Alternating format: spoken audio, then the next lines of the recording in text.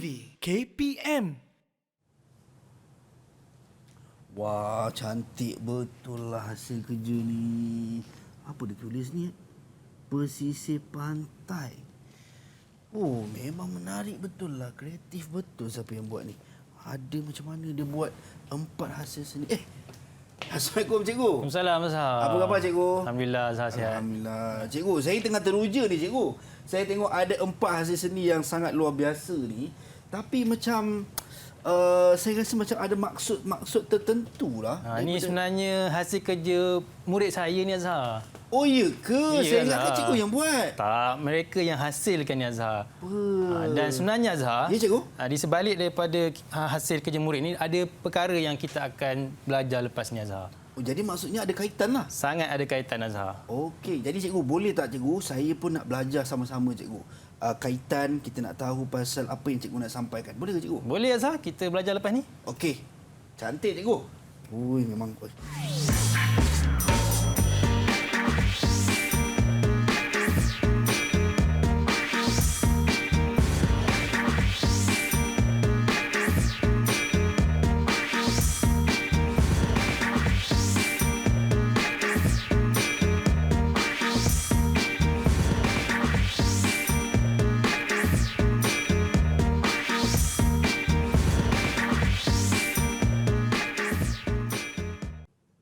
Assalamualaikum warahmatullahi taala wabarakatuh. Apa khabar kepada anda semua yang sedang menonton pada ketika ini di Didik TV KPM bersama dengan saya Azhar Hilmi. Untuk menengah rendah hari ini kita nak teruskan penerokaan dan pembelajaran kita untuk mata pelajaran sejarah bagi tingkatan 2. Tapi apa topik yang kita nak bincangkan?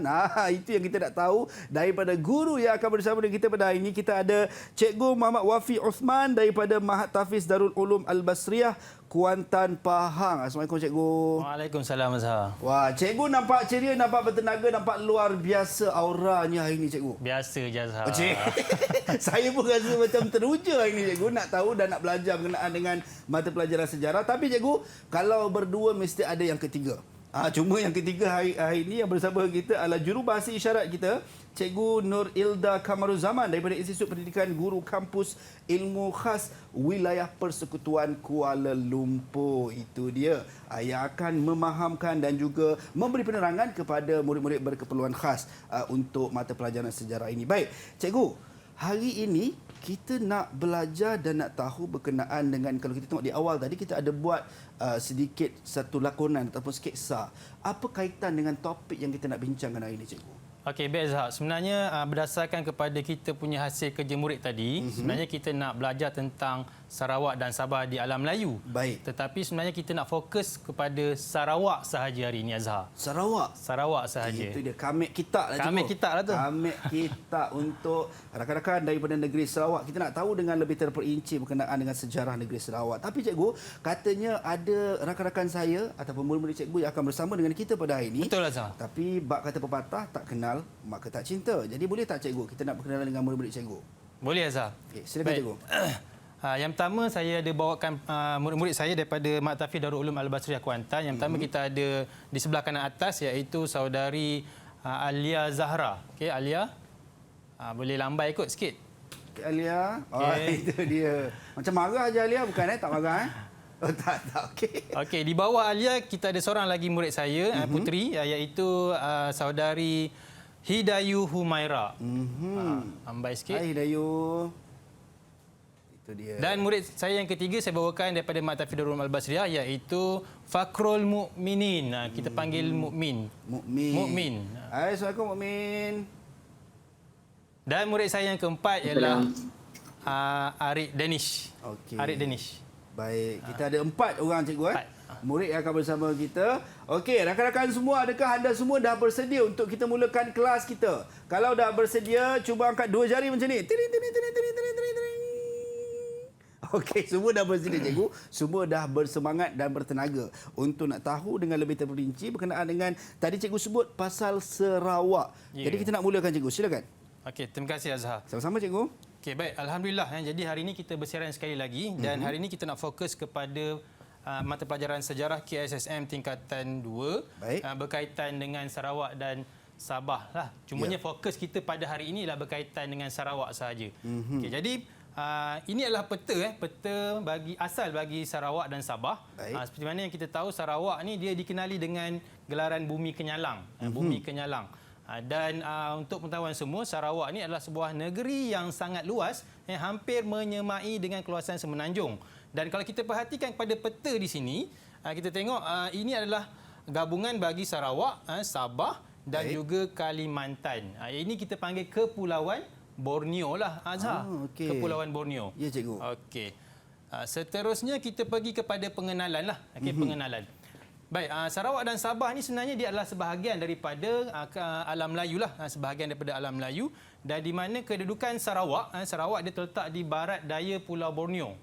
Barat daya Pulau Borneo. Dan Sabah pula dia terletak di utara Pulau Borneo. Dan kedudukan mereka ni sebenarnya telah terdedah kepada perkembangan kerajaan alam Melayu lah. Mereka ni maksudnya ada terima perkembangan alam Melayu. Dan ini membawa kepada aspek perdagangan dan juga keagamaan. Di kedua-dua lokasi kerajaan ini, di Sarawak dan Sabah ni, muncul juga kerajaan Sarawak dan Sabah ni maksudnya dia ada kerajaan yang muncul seiring dengan kemunculan kerajaan alam Melayu yang lain, seperti kerajaan Funan, Champa, Sriwijaya, Angkor, Majapahit dan yang lain-lain lah, Azhar. Ya, cikgu. Ya. Okey, seterusnya kita pergi kepada hubungan Sarawak dan Sabah dalam alam Melayu. Jadi kita dah tengok tadi secara pengenalan. Baik, yang ini kita akan lihat pula hubungan. Okey, hubungan Sarawak dan Sabah dalam alam Melayu. Jadi dekat sini saya datangkan 4 faktor yang utama yang murid perlu fahamlah. Yang pertama sekali kita ada kegiatan perdagangan, jaringan kegiatan perdagangan. Yang keduanya ada kemunculan pusat perdagangan ataupun pelabuhan, perdagangan pelabuhan. Yang ketiganya ialah peluasan pengaruh yang akan meliputi hubungan langsung dengan kerajaan-kerajaan alam Melayu yang lain. Dan yang terakhir sekali ialah penyebaran pengaruh agama. Kita lihat pengaruh agama lah. Okey, jadi saya dah pecahkan kepada 4, iaitu kegiatan perdagangan, perdagangan dan pelabuhan, peluasan pengaruh dan juga pengaruh agama, Azhar. Ya, cikgu. Okey.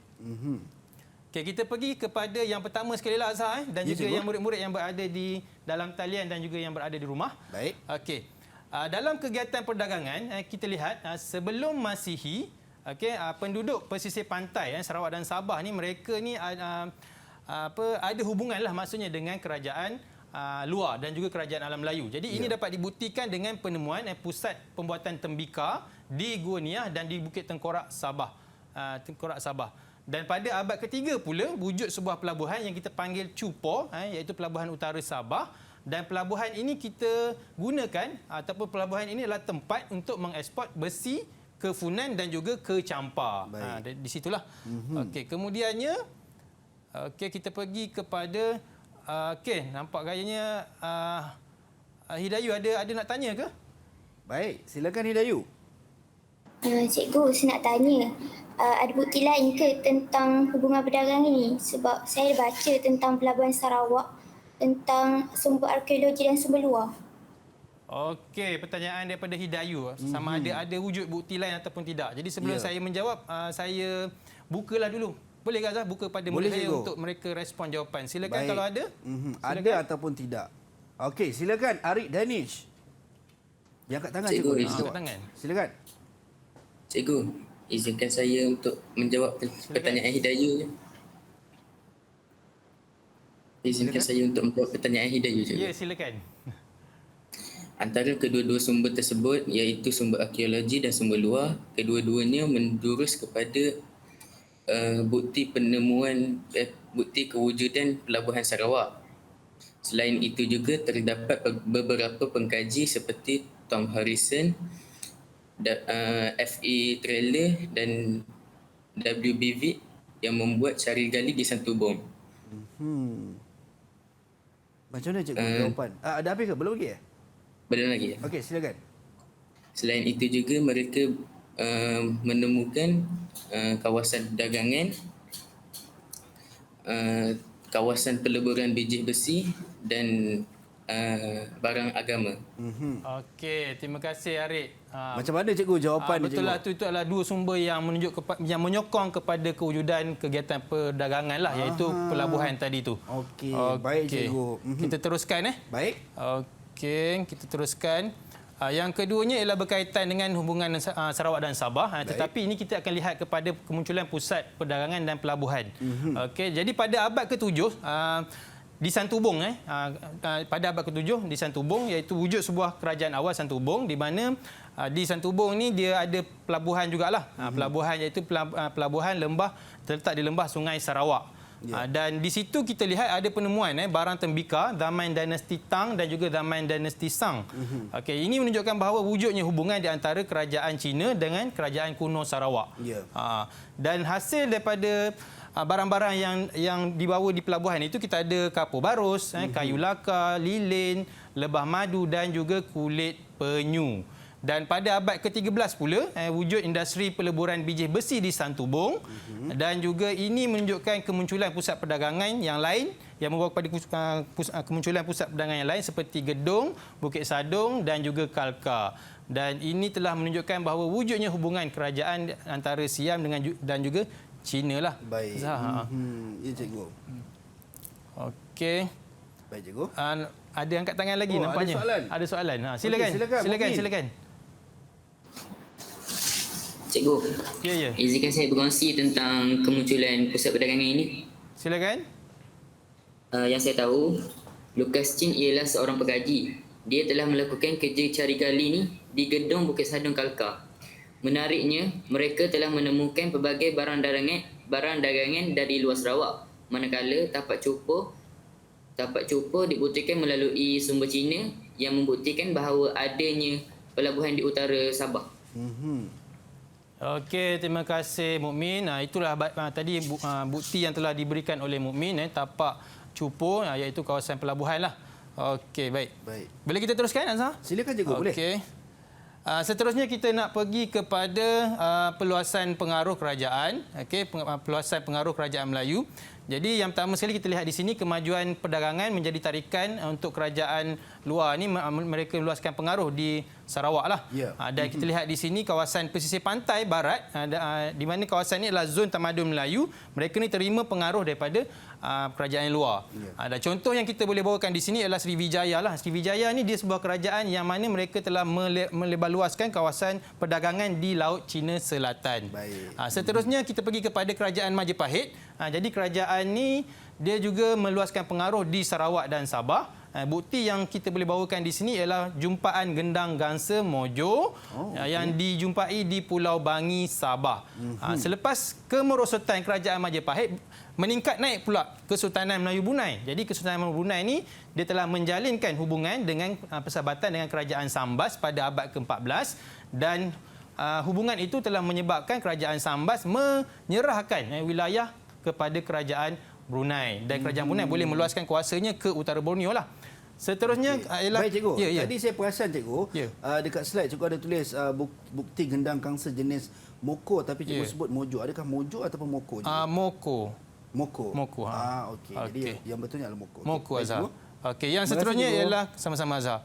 Yang seterusnya ialah Kesultanan Sulu, mendapat pengaruh daripada, sama juga dia meluaskan pengaruh ke pantai timur Laut Borneo. Baik. Okey, Azhar, ini gambar lah, gambar gendang gangsa tadi tu. Gendang gangsa jenis Moko tadi. Nama lain dia timbang dayang.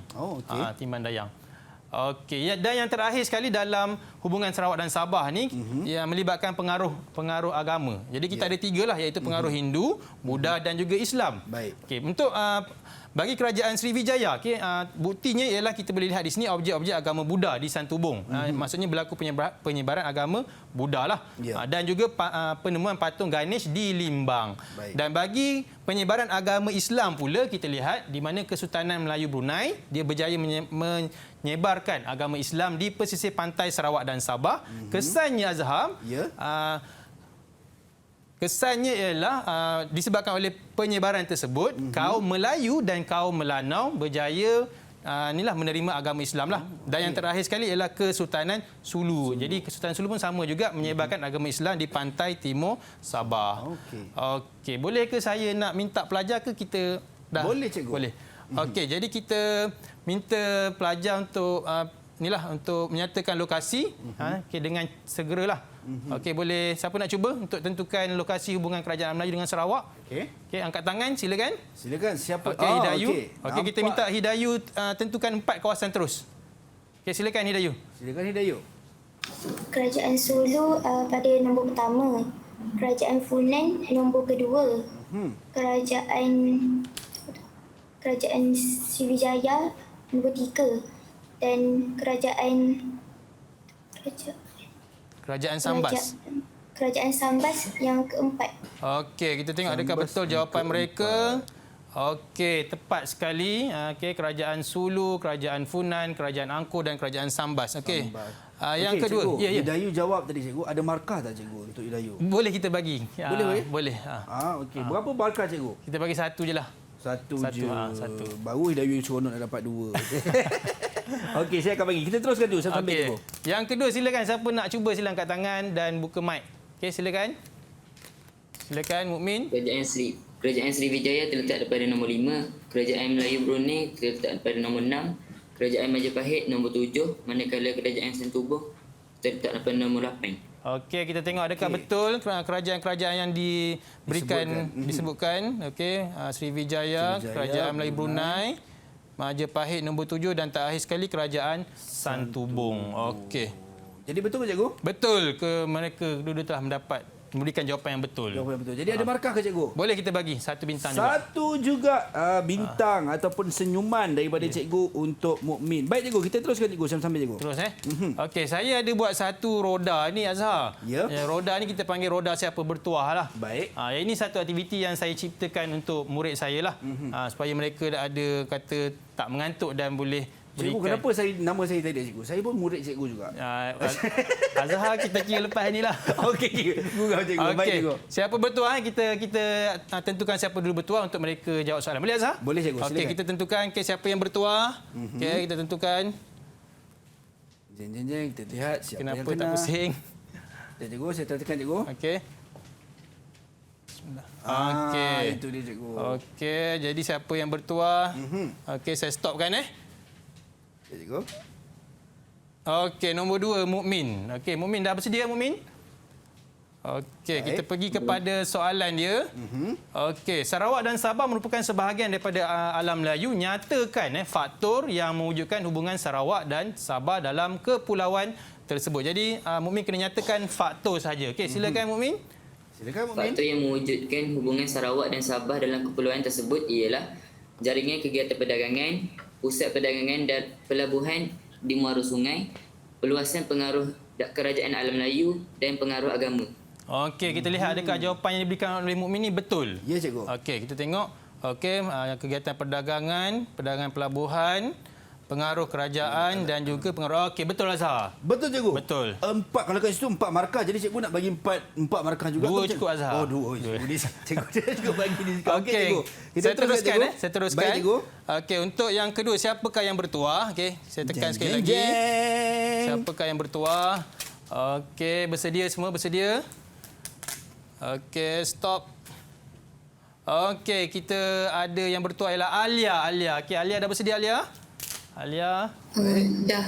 Okey, kita tengok Cikgu, soalan ini yang kita seterusnya. yang terakhir, cikgu. Okey, boleh. Okey, baik. Okey, soalan yang seterusnya. Okey, buktikan kewujudan kegiatan perdagangan Sarawak dan Sabah dengan kerajaan luar. Okey, Alia berikan bukti. Soalan minta bukti. Silakan Alia. Bukti yang menunjukkan kewujudan antara perdagangan Sarawak dengan juga Sabah, terdapatnya pusat pembuatan tembikar di Gua Niah dan Bukit Tengkorak Sempurna di Sabah. Selain itu, terdapat juga pembangunan pelabuhan di utara Sabah. Yang terakhir juga, dan di sana juga terdapat pelabuhan yang mengeksport bersih dari Funan ke Champa. Okey. Terbaik. Betul, cikgu? Betul. Itulah jawapan yang kita cari. juga kita ucapkan kepada Alia. Berapa markah, cikgu? Macam biasalah bagi 2. Bagi 2 juga. Jadi saya akan bagi 2 markah untuk Alia. Baik, tuan-tuan dan puan. Sementara saya akan lekatkan markah tadi. Kita tengok markah yang terkumpul. Mukmin 3, Alia tadi kejap lagi saya akan masukkan 2, Hidayu 1, Arik belum lagi. Mungkin seketika nanti. Tapi kita nak berhenti rehat seketika, cikgu. Boleh, Jangan Azhar. ke mana-mana, kembali selepas ini dalam Mendengar Rendah Didik TV KPM.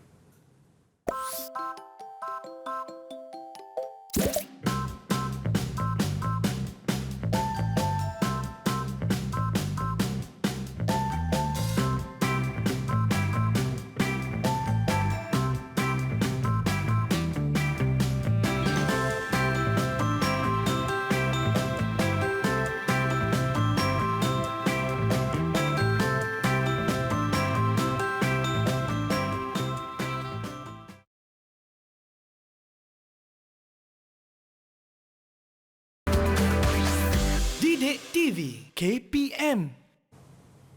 Mendengar rendah Didik TV KPM bersama dengan saya Azhar Hilmi. Mata pelajaran sejarah yang kita akan kupas hari ini bersama dengan cikgu kita, Cikgu Muhammad Wafiq Uthman daripada Mahathfiz Darul Ulum Al-Basriyah, Kuantan, Pahang, dan juga bersama dengan kita jurubahasa isyarat Cikgu Nur Ilda Kamaruzaman, Institut Pendidikan Guru Kampus Ilmu Khas Wilayah Persekutuan Kuala Lumpur, bersama dengan rakan-rakan saya yang sangat luar biasa daripada Mahathfiz Darul Ulum Al-Basriyah, Kuantan, Pahang. Baik cikgu, saya tak sabar sebenarnya nak teruskan pembelajaran kita. Jadi silakan cikgu. Okey, baik Azhar. Untuk segmen kali ini, yang kedua ni, kita akan pergi kepada kemunculan pemerintahan tempatan Sarawak. Okey, jadi untuk yang segmen kali ini kita akan lihat bahawa terdapat kepimpinan lah Azhar. Ya. Okey, jadi kerajaan awal di pesisir pantai dan juga di lembah sungai yang ada di Sarawak ni, mereka ni dah pun memiliki ciri-ciri tamadun tinggi yang seperti yang ada di kerajaan alam Melayu. Ya. Okey, sebab mereka ni tinggal berdekatan dengan sungai dan juga pesisir pantai. Dan suku kaum lain masih lagi berada dalam masyarakat kesukuan, sebab dekat Sarawak ni kan dia ada banyak suku-suku kaum kan. Ya. Dan mereka tinggal di kawasan pedalaman lah. Dan satu lagi ialah Kesultanan Brunei pun dia ada juga, mereka telah berjaya menyebarkan pengaruh di Sarawak. Jadi seperti mana yang saya sebutkan tadi, kemunculan pemerintahan tempatan Sarawak ni kita boleh bahagikan kepada dua lah, iaitu kepimpinan kesukuan dan juga kepimpinan lembah sungai Azhar. Ya. Baik, okey. cikgu. Kita pergi yang pertama dulu. Jadi kemunculan pemerintahan tempatan Sarawak. Okey, pemerintahan tempatan di Sarawak dibentuk di kawasan pedalaman dan juga di lembah sungai. Baik. Dan di kawasan pedalaman, penduduknya telah membentuk sistem kepimpinan kesukuan. Jadi mereka ikut suku kaum masing-masing lah. Sebab tak ada lagi pengaruh luar yang datang. Jadi mereka hanya fokus kepada ketua dan suku kaum masing-masing. Ya cikgu. Okey. Kemudiannya kita pergi kepada di lembah sungai pula terdapat pemerintahan tempatan yang kemudiannya berubah kepada pemerintahan wilayah kuasa besar alam Melayu. Asalnya bermula daripada pemerintahan tempatan. Kemudian mereka ni ikut kuasa-kuasa yang datanglah. Ini dapat dibuktikan seperti adanya kerajaan Sambas dan juga Kesultanan Melayu Brunei. Okey. Baik. Okey, kita nak pergi kepada yang pertama tadi, iaitu kepimpinan kesukuan. Okey, jadi di kepimpinan kesukuan ni dia sebenarnya bermula di kawasan pedalaman Sarawak lah. Sebab di situ adanya kepimpinan kesukuan yang berbeza mengikut kawasan muara sungai. Dan mereka ni telah membentuk kepimpinan kesukuan mengikut kaum masing-masing. Dan seperti yang saya sebutkan tadi, tak ada kuasa luar yang datang, sebab tu mereka ni bebas ikut ketua lah. Bebas ikut ketua yang tak ada kawalan daripada mana-mana kuasa di luar lah. Dan mereka sangat patuh Azhar kepada suku kaum, ketua suku mereka lah Azhar. Okey. Baik cikgu. Baik, di sini saya ada datangkan juga beberapa gambar lah. Okay, kita ada kaum Kenyah. Kaum Kenyah. Jadi kaum Kenyah ni adalah kaum besar di Sarawak. Dia adalah kaum Bumiputra yang besar di Sarawak lah. Baik.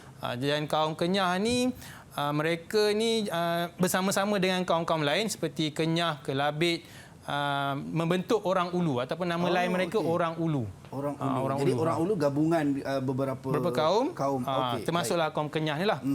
Dan mereka tinggal di kawasan Sarawak lah. Baik. Okey, yang keduanya juga saya ada bawakan gambar di sini, iaitu kaum lupa nak sebut tadi Azhar. Ya, yang ini kaum Kenyah ni, dia punya ketua dia ataupun ketua suku kaum dia adalah Peran Lepo. Okey. Dipanggil Peran Lepo. Peran Lepo. Okey, baik. Okey, kemudian kita ada yang keduanya ialah suku kaum Kelabit Azhar. Okey, suku kaum Kelabit ini pun sama juga, adalah suku kaum yang ada di Sarawak. Cumanya suku kaum Kelabit ini dia adalah etnik yang agak kecil lah, etnik terkecil di Sarawak. Dan mereka tinggal di kawasan pergunungan Sarawak dan sekitar Brunei. Baik. Dan ini adalah gambar lah, salah satu gambar daripada ketua suku kaum Kelabit, iaitu Lai Raih. Lai Raih. Okey. Dan tapi ini dia tak termasuk dalam kategori bersama dengan kumpulan Orang Ulu tadilah. sekali tadi. Okey, sekali. baik. Kaum Kenyah, Kelabit, ataupun kita panggil Orang Ulu lah. Baik. Dan biasanya kaum Kelabit ini mereka mengusahakan pertanian. Okey. Mereka tanam padi untuk hasilkan beras bario. Azhar pernah dengar? Saya tak pernah cikgu. Beras bario. Biasa kalau pergi kita akan jumpalah beras tu. Dia dijual di sana. Baik. Okey. Dan yang tak asing lagi, kita ada yang ketiga, iaitu suku kaum Iban lah Azhar. Ya. Suku kaum Iban ni adalah suku kaum yang asal pribumi di Sarawak dan dia adalah suku kaum yang paling tua lah di sana. Okay. Dan suku kaum Iban ni untuk ketua dia kita panggil tuai rumah. Bukan tuan rumah. Bukan tuan rumah. Tuai Tapi dia rumah. hampir-hampir lah tu. Ya, tuai rumah. Okey. Inilah ketua-ketua mereka lah Azhar. Ya, cikgu. Okey, boleh kita teruskan Azhar? Boleh, cikgu, silakan. Okey. Okey, yang keduanya kita nak pergi kepada kepimpinan lembah sungai. Okey, tadi kita dah tengok kepimpinan kesukuan. Ya. Okey, yang ini lembah sungai. Okey, bagi kepimpinan lembah sungai, kaum Melayu yang tinggal di pesisir pantai dan di lembah sungai, mereka ni menerima pengaruh daripada kerajaan Alam Melayu lah untuk membentuk pemerintahan. Baik. Jadi mereka ni yang ada dekat pesisir pantai dan lembah sungai ni ada terima kesan daripada kerajaan Alam Melayu. Dan dua bentuk pemerintahan yang ada di sini iaitu kerajaan dan juga wakil raja. Baik. Kerajaan dan wakil raja. Okey, bagi kerajaan pula, kerajaan kawasan lembah sungai iaitu Sawaku, Samadong, Kalka, Saribas dan Melano. Ini adalah kawasan-kawasan kerajaan yang ada lah. Okey, dan mereka ni dah wujudkan interaksi antara kerajaan ni muncul seawal abad ke-7. Dan Baik, satu lagi dalam kepimpinan lembah sungai ni kita ada wakil raja. Okey, lepas ni cikgu terangkan dengan lebih lanjut. Baik, cikgu. Okey. Baik, ini adalah sama juga kepimpinan lembah sungai yang melibatkan aspek kerajaan lah. Baik. Okey, di sini cikgu datangkan bukti kewujudan kerajaan kuno di Sarawak. Jadi bila kita kata bukti ni Azhar, murid-murid yang berada di talian dan di rumah, kita kena ada sumber lah. Ya. Okey, yang pertama sekali sumber daripada kerajaan Majapahit, iaitu sumber negara Kertagama. Okey, jadi dalam sumber ni dia telah menerangkan bahawa ada 4 kerajaan yang wujud pada ketika itu iaitu Sawaku, Kalka, Samadon dan Melano. Ada 4 kerajaan. Okey. Dan sumber ini ditulis pada abad ke-14. Okey, manakala salah silah yang lain, sumber yang lain maafkan saya, salah silah raja-raja Brunei dan juga Syair Awang Semaun. Jadi mereka melalui sumber ini ada 5 kerajaan yang wujud iaitu Baik. Kalka, Sarawak ataupun Sawaku, Saribas, Samarahan dan juga Muka. Okey, jadi negara Kertagama ada 4 dan salah silah Raja Brunei Syair Awang Semaun ada 5 kerajaan. 5 kerajaan. Ini bukti, cikgu. Ya, bukti. Okey, saya datangkan lagi bukti yang lain Azhar. Ya. Okey. Yang seterusnya adalah berkaitan dengan manuskrip hikayat Datu Merpati Jepang. Jadi ini pun sama jugalah bukti. Kita nak tengok ada kewujudan kerajaan kuno. Ya. Okey, jadi terdapat kerajaan di Santubong. Ada kerajaan di Santubong lah berdasarkan kepada manuskrip ni. Dan yang seterusnya adalah manuskrip Syair Tersilah Cetera Datuk Gudam dan Temenggung Abdul Kadir Negeri Saribas. Jadi ada 2 kerajaan di situ iaitu kerajaan Saribas dan kerajaan Kalka. Okey. Okey. Okey, dan tadi kita tengok kerajaan, ini kita pergi kepada wakil raja pula. Wakil raja. Okey, wakil Baik. raja. Okey. Sama juga di kepimpinan lembah sungai ni mereka ada wakil raja. Macam mana boleh adanya wakil raja ni? Yang pertamanya mereka ni mendapat pengaruh daripada kerajaan Alam Melayu lah. Baik. Contohnya di sini kerajaan Sambas. Kerajaan Sambas ni dia terima pengaruh daripada kerajaan Majapahit. Jadi apa yang mereka buat? Mereka melantik pemimpin tempatan sebagai wakil. Nama pewakil raja, jadi mereka lantik wakil lah. Okey, dan Kesultanan Melayu Brunei pula dia telah melantik wakil terus ataupun pemimpin tempatan sebagai wakil mereka lah. Dan kita tengok satu lagi pentadbiran yang dijalankan oleh pembesar tempatan iaitu wakil sultan atau pembesar yang memiliki wilayah tersebut. Sama macam kerajaan Alam Melayu, mereka ada pembesar yang mereka berikan kawasan untuk mereka takbir lah. Macam Kesultanan Melaka dulu. Ada pembesar yang dapat kawasan-kawasan wilayah, pulau dan sebagainya Azhar. Ya, cikgu. Okey. Okey, dan ini adalah sama juga sambungan untuk wakil raja. Kita ada sistem kedatuan. Yang terakhir sekali lah sistem kedatuan. Jadi sistem ini diamalkan oleh kerajaan Sarawak. Jadi contoh kerajaan yang terlibat adalah kerajaan Sawaku. Okey, kerajaan Sawaku ni ditadbir oleh Datu Merpati Jepang tanpa campur tangan Kesultanan Melayu Brunei.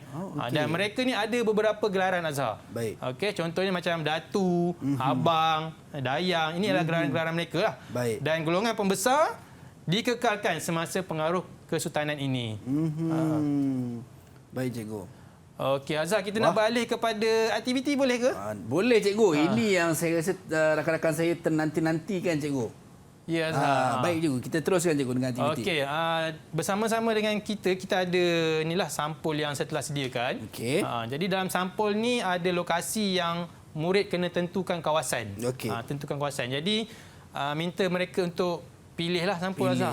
Okey, jadi rakan-rakan kita ada 5 warna. Kita ada warna pink, warna merah jambu lah, merah jambu. Merah jambu, Kemudian biru, ni orange, kita ada kuning dan juga hijau.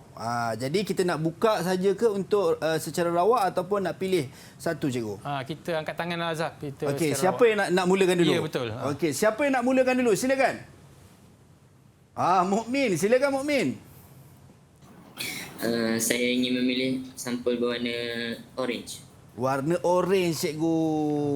Saya buka boleh, cikgu? Buka. Warna jingga, maksud saya warna jingga. Okey, kita tengok. Dia tulis lokasi A, cikgu. Ya, lokasi A. Okey, jadi minta murid untuk tentukan kedudukan lokasi A. Baik. Okey, di sana. Okey. Di lokasi A terdapat Kerajaan Sawaku. Kerajaan Sawaku terletak di Santumbong. Okey, jadi yang pertama ialah Kerajaan Sawaku. Kita tengok adakah betul jawapan dia. Okey, betul lah. Okey. Kerajaan yang A, cikgu. Ya, A. Kerajaan Sawaku. Betul ke, cikgu, jawapan ni, cikgu? Betul, Azhar. Kerajaan Betul. Sawaku. Berapa markah, cikgu? Kita bagi 1. 1 untuk Mukmin. Ya. Okey, baik, kita teruskan, cikgu. Terus. Okey, siapa nak cuba angkat tangan? Silakan. Okey, Alia silakan. Alia nak pilih sampul apa, Alia? Sampul warna biru. Warna biru, cikgu. Okey, Okey, saya buka, cikgu. Silakan. Jeng, jeng, jeng. Apakah yang tertulis? Lokasi mana untuk Alia ni? Oh, melekat pula. Okey. Lokasi B, cikgu. Okey, lokasi B. Okey. Silakan, Alia. Lokasi B iaitu lokasi yang menunjukkan Kerajaan Samadong. Lokasi dia terletak pada Samarahan dan Sadong dan ia wujud pada abad seawal abad yang ke-7. Kata Kerajaan Samadong, cikgu, kata Alia. Betul ke salah, cikgu? Betul lah.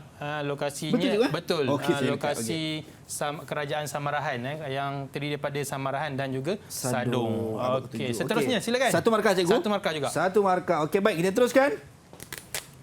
Okey, Hidayu. Okey, silakan Hidayu. Nak pilih sampul berwarna? Sampul warna hijau. Warna hijau, cikgu. Saya buka warna hijau. Kita lihat siapa yang kena. Okey, ini dia minta lokasi D, cikgu. Ya, D. Di sini D. Okey, D. D di sini, okey, ni. Ini Lokasi D. Apakah jawapannya? Hidayu. Lokasinya ialah Kerajaan Saribas. Lokasi Kerajaan Saribas di Lembah Sungai Saribas dan pengasas dia Pangeran Temenggung Abdul Kadir dan muncul awal abad ke-15. Okey, katanya, cikgu, Kerajaan Saribas. Saribas, lokasi ni. Betul, cikgu? Nampaknya ada, kita perbetulkan sikitlah. Okey. Saribas di E sebenarnya. Oh, cikgu dah berjawapan dah, cakap. Okey, so jawapan dia dekat E. Dekat E, jadi. ya. So kita lekat siap-siap lah. Lekat siap-siap. Okey. Okey, jadi jawapan dia dekat E, Saribas. Lepas tu yang betulnya apa, cikgu? D. D lokasi apa D? Ada tengok jawapan.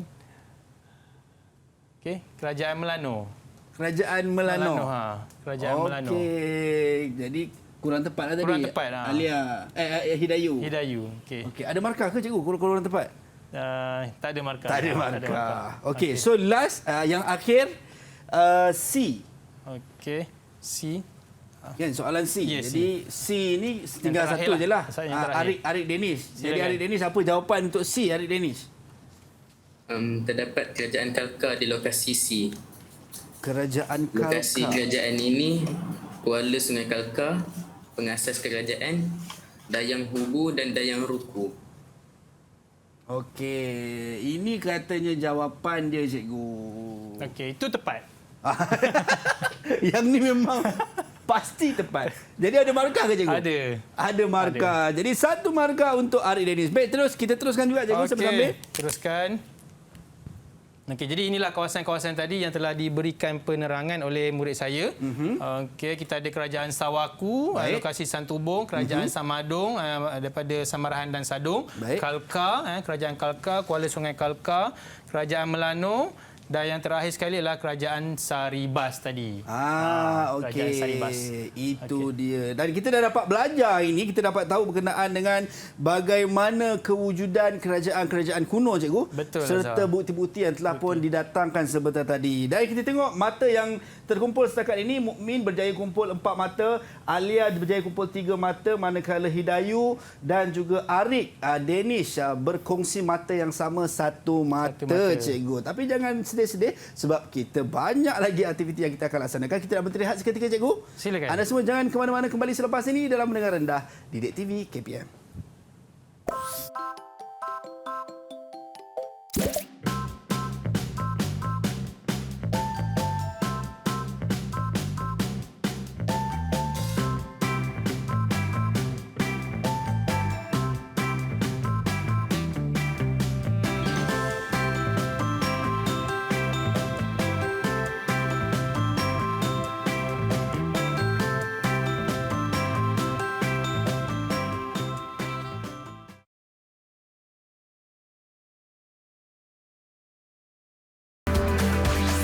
Didik TV KPM.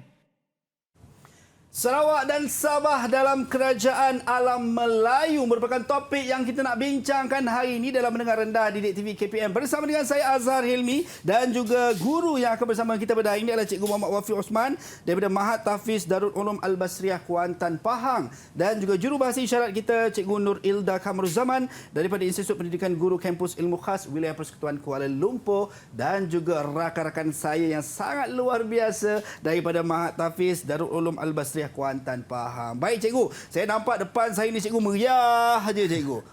Jadi, apa yang kita nak fokuskan pada kali ini, cikgu? Okey, untuk segmen yang ketiga ni, Azhar, kita nak lihat kegiatan ekonomi. Oh, okey. Baik, kegiatan cikgu. ekonomi. Jadi kita nak fokus kepada kegiatan ekonomi masyarakat Sarawak sahaja. Baik. Okey, jadi kegiatan ekonomi masyarakat Sarawak, kita tahu Sarawak ni sebuah negeri yang sangat luas. Jadi bila negeri yang sangat luas ni, mereka mempunyai sumber kekayaan yang banyaklah. Baik. Okey, jadi sebenarnya untuk kegiatan ekonomi masyarakat Sarawak berdasarkan sumber yang banyak tadi dan bentuk muka bumi yang luas. Jadi kegiatan ekonomi mereka bergantung kepada faktor-faktor tadi itulah. Bentuk muka bumi, kawasan, suku kaum dan juga sumber alam semula jadi, Azhar.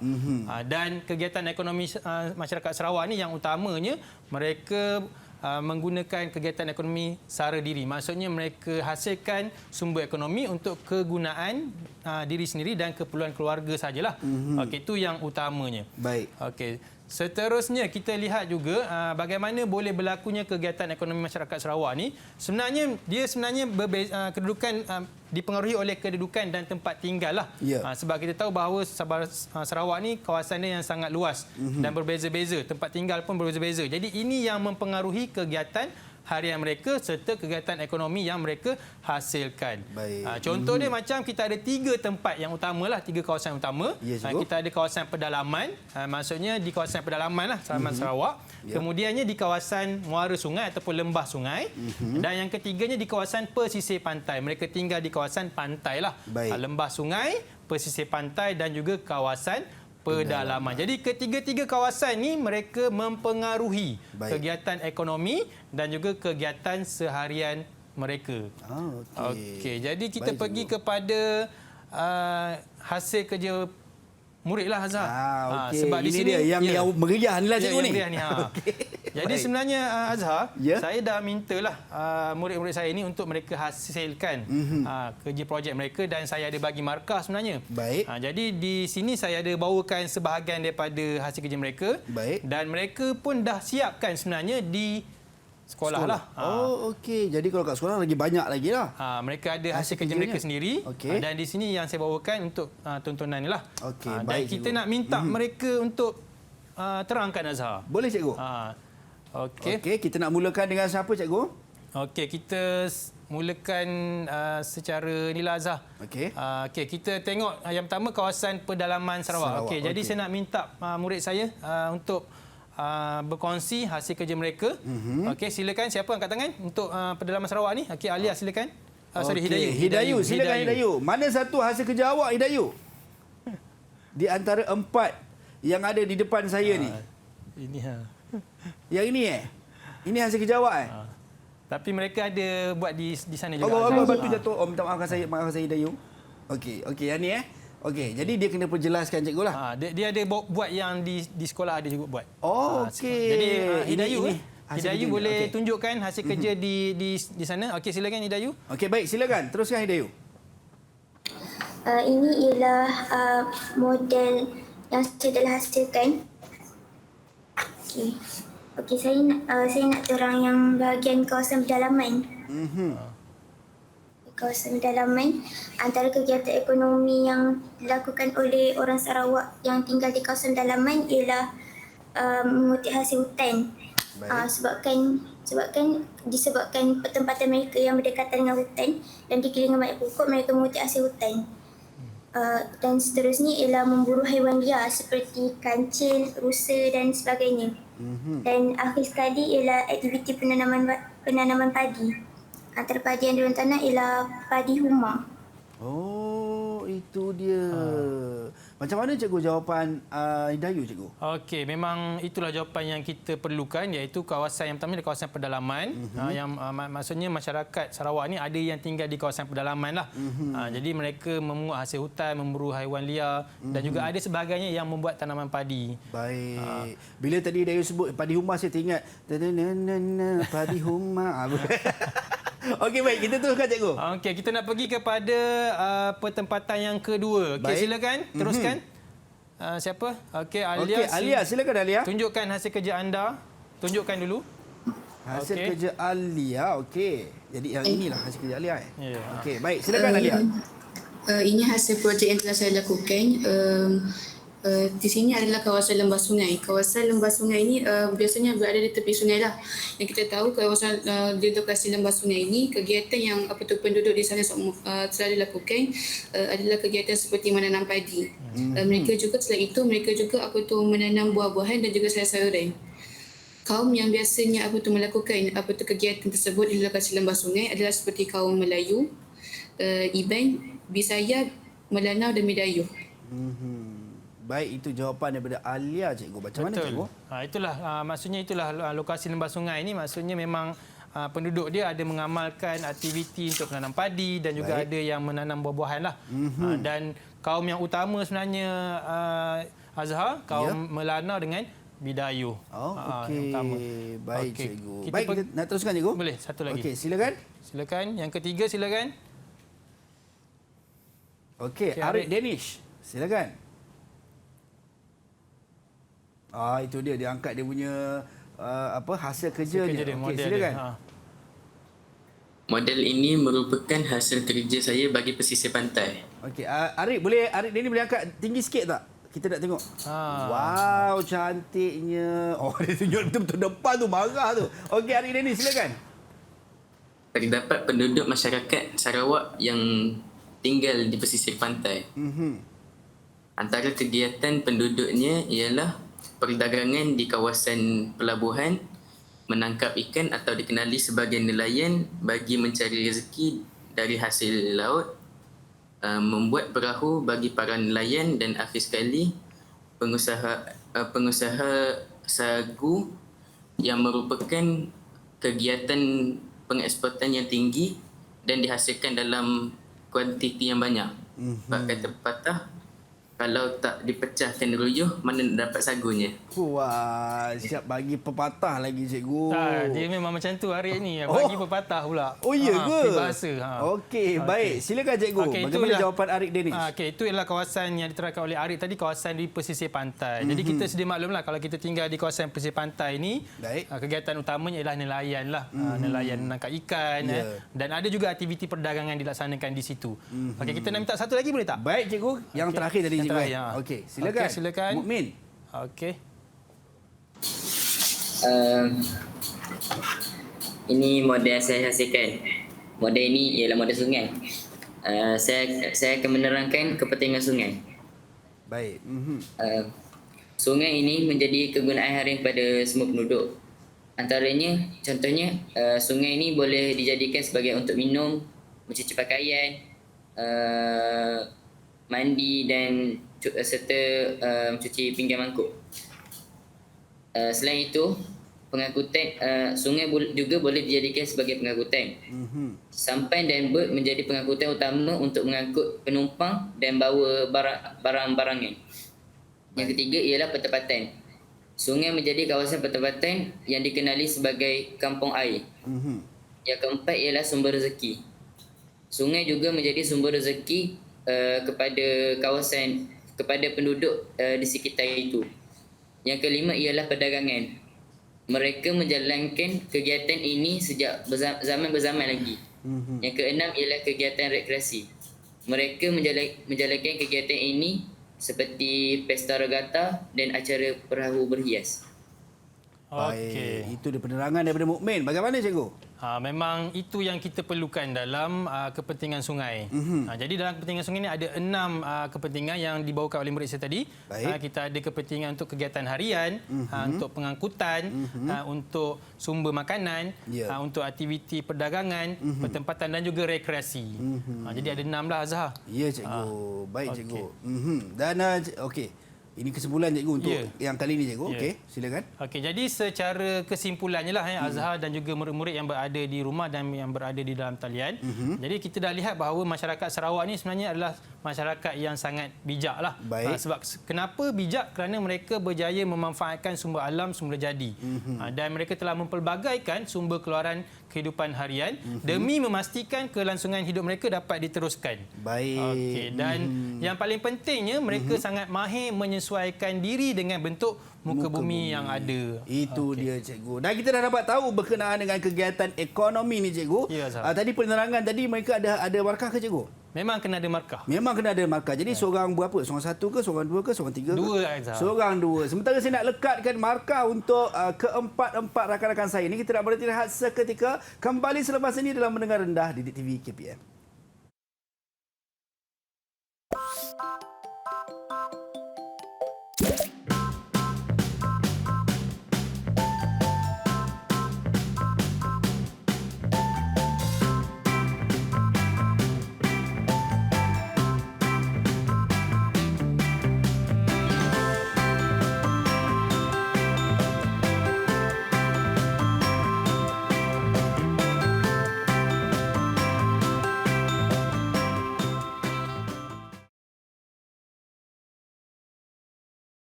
Didik TV KPM.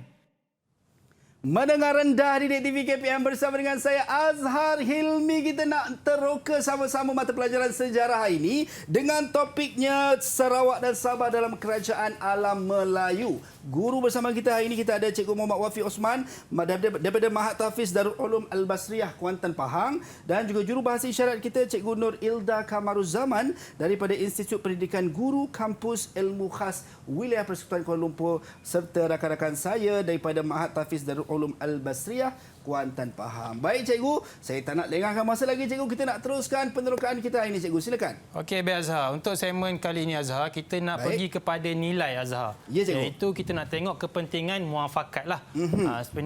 Seperti mana yang kita tahu, kepentingan masyarakat Sarawak ni dia sebuah masyarakat yang sangat besar dan mereka dah pun hidup dalam keadaan yang aman harmoni lah. Baik. Jadi kita nak lihat kepentingan muafakat di sini, iaitu muafakat ni perkara yang penting bagi memastikan perpaduan sentiasa kukuh supaya keharmonian hidup masyarakat berbilang kaum dan agama dapat dipelihara dengan keadaan yang baik.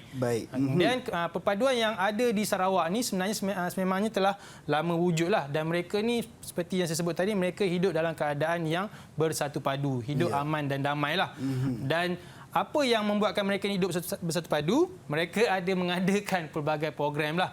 Program muafakat, dan ini sebenarnya akan menambahkan interaksi antara kaum, antara satu sama lain lah. Sebab mereka ni kan banyak suku-suku kaum. Jadi perlu ada program untuk meningkatkan permuafakatan di antara mereka. Baik, itu dia cikgu. Itulah masyarakat muafakat lah Azhar. Okey. Jadi murid-murid yang berada di dalam talian, jadi cikgu nak minta mereka ni untuk menjawab soalan lah. Wah, ini dah terus soalan cikgu Terus soalan. Okey, baik. Okey, jadi yang pertama ni cikgu ada sediakan satu soalan di sini. Okay, kita nak tengok bukti permuafakatan ni wujud dalam masyarakat Sarawak. Jadi pelajar saya ni siapa yang nak jawab, dia kena Cikgu datangkan nak buka bukti. secara rawak ke ataupun cikgu nak pilih? Tak, mereka akan angkat tangan lah siapa yang akan jawab. Okey, baik. Okey. Okey, siapa yang nak jawab untuk soalan yang pertama ni? Silakan soalan bukti. Alia, cikgu. Alia lagi. Silakan Alia. Terdapat 3 aspek pemufakatan yang wujud dalam masyarakat Sarawak yang menunjukkan bukti adanya pemufakatan antara Sarawak. Dari 3 aspek, iaitu aspek yang pertama iaitu aspek pentadbiran. Dari aspek pentadbiran, kepimpinan kesukuan diorang mengikut arahan pemimpin atau ketua Peranlepo. Dari segi wakil raja pula, mereka bersama bentuk sistem kerajaan sendiri. Contoh kerajaan yang kita boleh lihat adalah kerajaan Kalkah. Seterusnya dari aspek pentadbiran itu, dia akan menghasilkan sistem pentadbiran yang tersusun dan juga teratur. Dari aspek kegiatan ekonomi pula, mereka melakukan aktiviti menuai padi. Dari aspek tersebut, mereka dapat merapatkan lagi mufakat antara sesama masyarakat. Dari aspek sosial pula, mereka menyambut perayaan pesta menuai Sarawak yang dilakukan oleh kaum Iban, Bidayuh dan orang Ulu.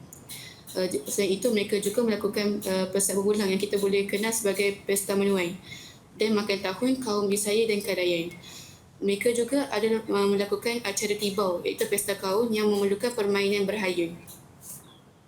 Baik, cikgu. Itu jawapan daripada Alia. Bagaimana jawapan Alia, cikgu? Okey, jawapan Alia sangat panjang tetapi jawapan yang tepatlah. Sebab dia dah merangkumi daripada aspek pentadbiran, ekonomi dan juga sosial. Baik. Okey, jadi pentadbiran tadi dia dah sebut dah pemerintahan, ikut suku, ikut puak-puak, kemudian ekonomi dan juga sosial lah. Baik. Berapa markah cikgu untuk jawapan yang panjang macam tu? 2, Azhar. 2 markah. Oh, ingatkan tadi 4 markah cikgu nak bagi. Okey. Baik, cikgu, kita teruskan, cikgu. Okey, untuk soalan yang kedua, cikgu bukakan juga di sini. Okey, untuk soalan ini cikgu nak minta siapa yang ingin mencuba angkat tangan. Okey, soalan dia berbunyi, jelaskan kepentingan muafakat dalam masyarakat. Jadi kita nak tengok apa dia kepentingan masyarakat yang ada dalam ni lah. Okey, sila angkat tangan. Kepentingan muafakat, sila. Baik, Arik Dennis, cikgu, angkat tangan. Okey, silakan Arik. Terdapat pelbagai kepentingan muafakat dalam masyarakat. Antaranya ialah mereka dapat memupuk perpaduan kaum. Mereka dapat mewujudkan kestabilan ekonomi, dapat mewujudkan sikap tolong bantu antara satu sama lain dan dapat mewujudkan masyarakat yang harmoni. Baik, Okey. itu jawapan daripada Arik Dennis. Macam mana, cikgu? Okey, jawapan yang diberikan betul.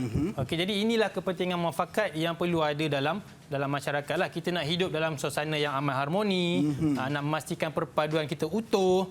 Dan yang paling penting, kita boleh melaksanakan aktiviti ekonomi dengan baik. Baik, itu dia. Berapa markah, cikgu? Sama, 2. Oh, sama juga. Panjang pendek 2 markah. Okey. Sambil-sambil saya nak lekatkan markah je, cikgu. Mungkin sebagai rumusan, cikgu, terhadap pembelajaran dan penerokaan kita hari ini, cikgu. Okey, jadi sebenarnya hari ini kita dah lihat beberapa perkara lah dalam aspek kerajaan Sarawak dan Sabah. Tapi fokus kita adalah berkaitan dengan Sarawak sahaja. Okey, jadi boleh ke Azhar kita nak minta murid yang memberikan rumusan?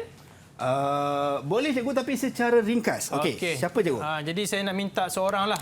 Okey, Mukmin angkat tangan. Silakan Mukmin bagi kesimpulan secara ringkas, Mukmin. Okey. Silakan, Mukmin. Kesimpulannya kita dapat belajar bahawa Sarawak ni ialah sebahagian daripada kerajaan Alam Melayu. Terdapat 5 kerajaan Alam Melayu yang ada di negeri Sarawak. Antaranya kerajaan Sawaku, Samadong, Kalkah, Melano dan Saribas.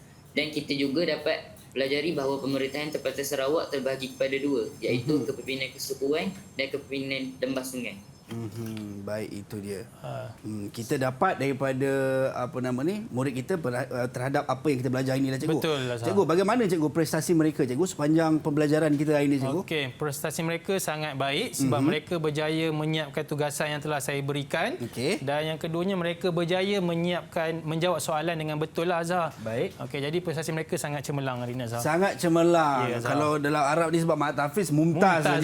Mumtaz. Okey, cikgu, bagaimana untuk murid-murid dekat luar sana yang sedang menonton pada ketika ini mungkin nak dapatkan bahan-bahan yang kita belajar hari ini, yang kita teroka, yang kita main aktiviti pada hari ini. Macam mana, cikgu, caranya, cikgu? Okey, murid-murid yang berada di rumah boleh dapatkan bahan-bahan dan juga pembelajaran kita pada hari ini di Pelantar 5 kpm. Baik, itu dia. Jadi kepada anda jangan lupa untuk terus bersama dengan kami walau di mana pun anda berada di Didik TV KPM. Dan sebagai akhir kita tengok markah terkumpul. Alia cikgu dapat 7 markah, Mukmin dapat 6 markah, Arik dapat 5 markah dan Hidayu 3 markah. Itu dia. Tapi cikgu kata keseluruhan semua terbaik. Dan kita nak ucap jutaan terima kasih kepada Cikgu Muhammad Wafi Osman daripada Mahat Hafiz Darul Ulum Al-Basriyah Kuantan Pahang. Sama-sama kita pada hari ini. Terima kasih cikgu. Sama-sama, dan juga jurubahasa isyarat kita Cikgu Nur Ilda Kamaruzzaman daripada Institut Pendidikan Guru Kampus Ilmu Khas Wilayah Persekutuan Kuala Lumpur. Dan juga keempat-empat rakan saya di Google Meet pada ketika ini. Terima kasih banyak. Minta maaf kurang-kurang daripada saya dan juga anda yang setia menonton di hadapan kaca TV. Sampai berjumpa lagi di lain masa dan di lain ketika. Assalamualaikum dan salam sejahtera. Bye-bye.